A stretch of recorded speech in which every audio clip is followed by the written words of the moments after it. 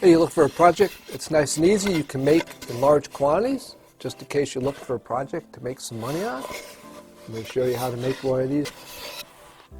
Could get to that right now.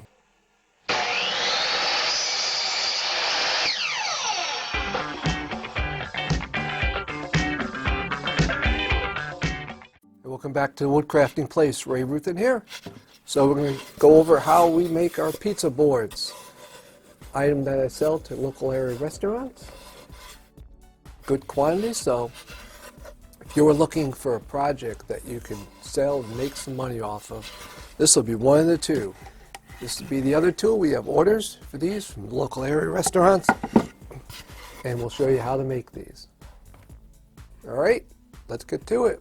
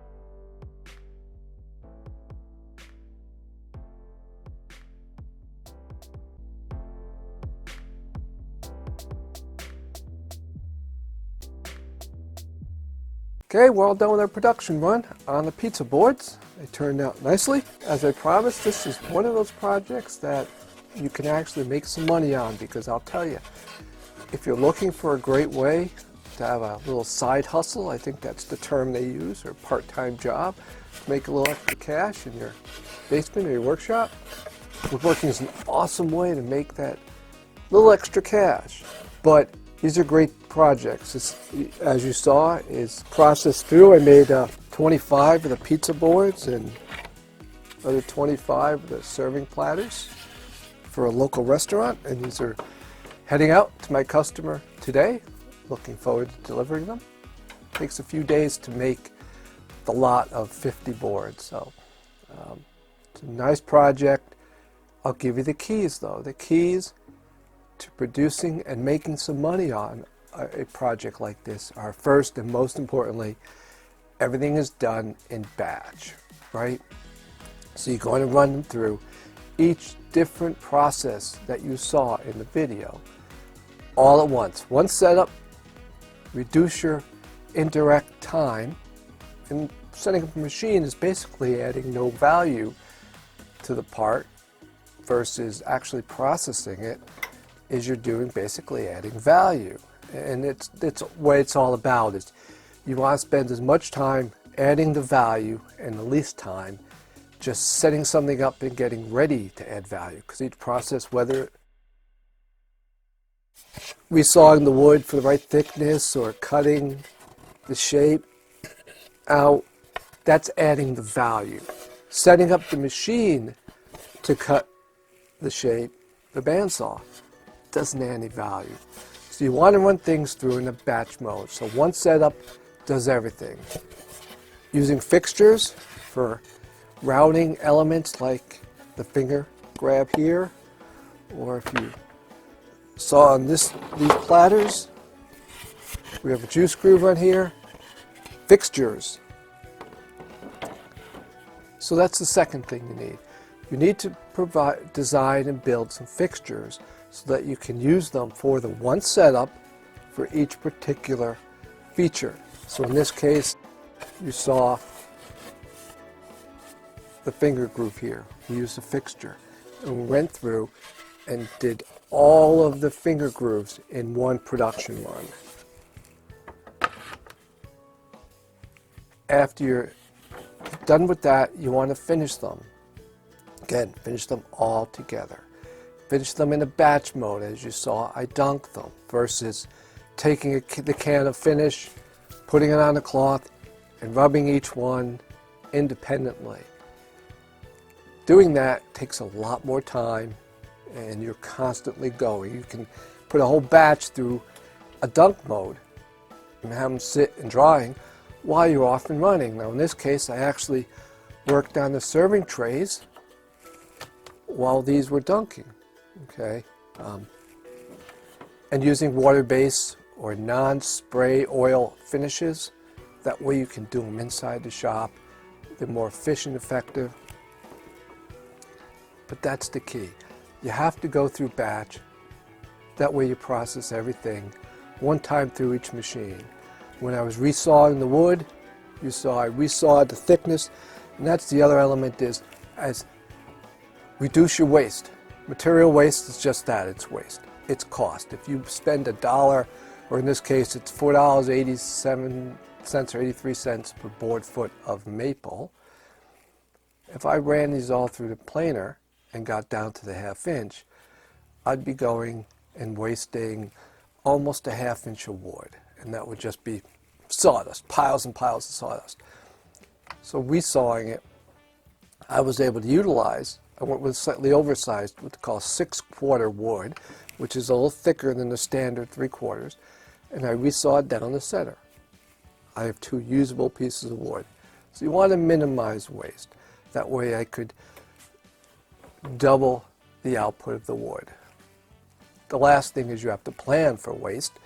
Every production process has some output, some yield. So plan for waste. So make a couple extras.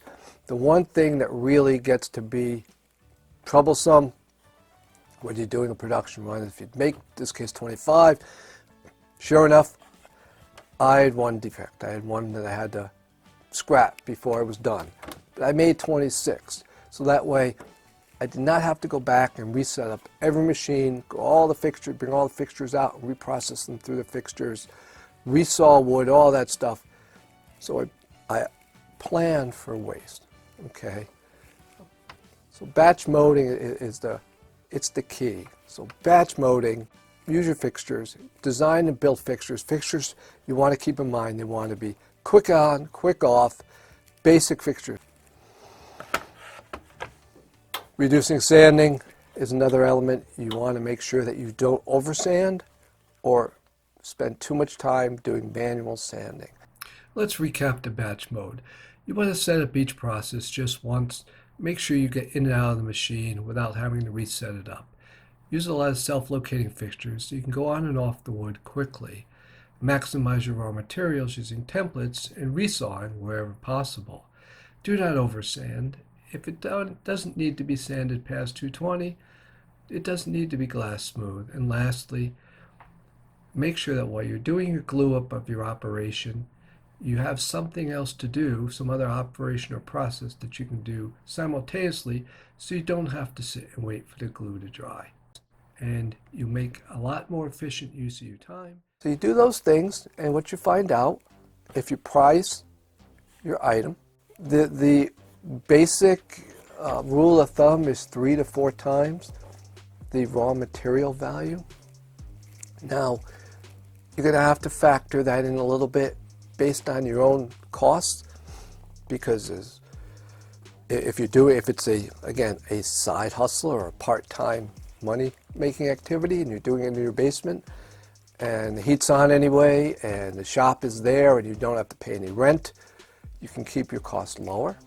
If you're renting a facility, or you've got to pay some extra money to have the facility, you need to factor that into your costs. Insurance, you may need business insurance, add that in. Are you doing any advertising, transportation, bookkeeping, raw materials, and of course, consumable materials? That's the one thing I think a lot of folks miss is sandpaper, glue, planer blades, bandsaw blades, the electricity you will use, because if you see my shop is very well lit. That extra electricity is not free. So keep that in mind and factor that in. Here's what I do, because it's too hard to really analyze exactly what the additional cost is. I simply add $1 to every item to cover my consumable and overhead costs, my property, plant, equipment, electricity, all those elements. Is it $1? Of course not. Is it 50 cents? Is it $1.25? Is every project a little different? Yes, I've produced probably about 150 of these. I've had to buy one package of belts for the belt sander. I had the bandsaw blade already. I did not have to buy one. I'll probably have to buy one, another $40 before the next lot's over. I do sharpen my own bandsaw blades, and if you look down below, you'll see the link to the video on how to do that. If you're going to do this, you want to get those kinds of skills so that you don't have to spend an extra $40 for each batch for a new bandsaw blade. If you have to have insurance for your area, depending on your locality, what have you, there's a cost. Do you have someone else do your books? If you have an accountant, or you go out and have your taxes done by a tax place. So that way and in addition to my $1 per project for consumables, I add 50 cents for overhead. It covers electricity, it covers any insurance I have to have, and business insurance for a small part-time business is usually not that expensive. Anything that you don't capture. And then last, advertising. Advertising, believe it or not, can eat up a lot of your profit. I estimate 8% of every item is spent on advertising. Now, with a project like this, when you run it through in a batch, if you have a large enough batch, and process the wood, reduce your waste, use fixtures, you can do something like this for probably less than $20 in large quantities and make some money. All right. Now let's talk about the money. The cost breakdown, as you can see, with raw materials, consumable allowances, our advertising, as we spoke earlier, overhead, taxes, and license, totaled up to about $7.62. You can see the breakdown here. What this does for us is it gives us the amount of actual cost that we need to cover before we even start to make any money. Now, as you take that $7.62, we had to use a 4x rule for our pricing because the 3x just didn't yield adequate profit when I was done. A net per piece was $8.80 if we sold it at $16.48, giving us an hourly rate about $18.33. And for this lot, we'll yield a revenue of $412. Work and live with $18.33 an hour for a comfortable, enjoyable side hustle that I can do in my basement. That way I can earn a little money, do it right at home, and do it to convenience, my time, and when I want to. So.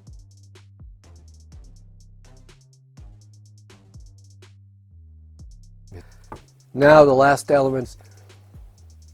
Take a deep breath and get ready for some monotony when you're running 50 items through all at one time. You'll make a few bucks when you're done with the project. The customer will like them. You get a lot of networking. People will see them. And just because this is only used by one restaurant today doesn't mean it won't be in restaurants everywhere tomorrow. Those numbers go up, you take a different approach. You will not process 50 items the same way you will 5,000 items or even 500. You'll replan that. But in this case, for this type of small quantity of 50 pieces of the different kinds of boards, if you want to know how to make this board here, there's another video you'll see in the card, that particular video, and how to see that, how to make that one. Another great project, and this is even a little quicker, there's no glue up, and it's strictly made from a 2x10. So if you're looking for that awesome part-time job, you will enjoy it. And you'll get some skill, it'll keep your brain engaged and moving, you'll learn some new skills, you'll meet some friends, you do learn a little bit of marketing, and you make a little extra cash on the side. An idea of some other projects that you can make a little money off of, something you can do in your little workshop in your basement. My Etsy site is listed down here below. Take a look, you'll see the things that we have for sale in our store. More so to give you some ideas.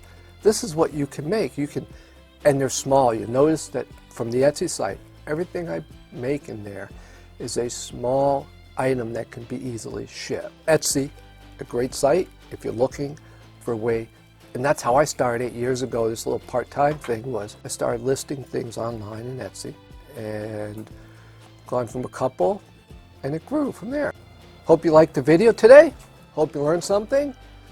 Oh, and if you're interested in the equipment that we use for this video, if you look down in the links below in the description, you see links to all the materials and equipment we use to make the pizza boards, and that way you'll be able to find it. They're affiliate links. They help the channel provide you the woodworking knowledge we bring weekly. So if you like what you saw, make sure you hit the thumb and like. Don't forget, if you're looking for more information and you want to see what we do weekly, the subscribe button. Subscribe and you'll get notified. Hit the bell, of course, to get notified every week of all the things that we do and all the projects. Thanks for watching. Have yourself a great day. See you again real soon.